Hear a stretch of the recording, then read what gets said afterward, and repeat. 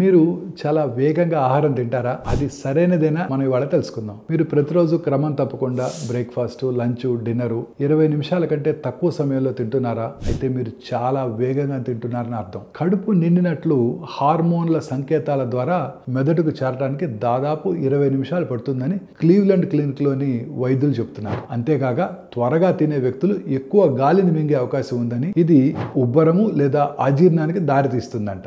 ఆహారాన్ని సరిగ్గా నమలకపోవడం వల్ల జీర్ణక్రియ మరియు గట్ హెల్త్ కూడా దెబ్బతింటుంది. వేగంగా తినేవారు అన్ని పోషకాలని పొందలేరు. ఈ అలవాటు నుండి బయటపడటం చాలా ఇంపార్టెంట్. మీరు వేగంగా ఆహారం తినేవారైతే రెగ్యులర్ గా తినే చేత్తో కాకుండా చేయి మార్చి తినటం, ఎప్పుడూ ఉపయోగించని చాప్ స్టిక్కులు లాంటివి ప్రయత్నించడం యూస్ఫుల్ గా ఉంటుంది. ప్లేట్ ఖాళీగా ఉన్నప్పుడు కొంచెం మంచినీరు తాగటం వంటి విరామాల ద్వారా వేగంగా తినటాన్ని కూడా నియంత్రించవచ్చు. తినే ప్రతి ముద్దను కొంచెంగా నమిలితే నెమ్మదిగా తినటం అలవాటు అవుతుంది. ఇలాంటి అంశాలను దృష్టిలో పెట్టుకొని ఆహారం మెల్లగా తినటం ఆరోగ్యానికి ఎంతో అవసరం.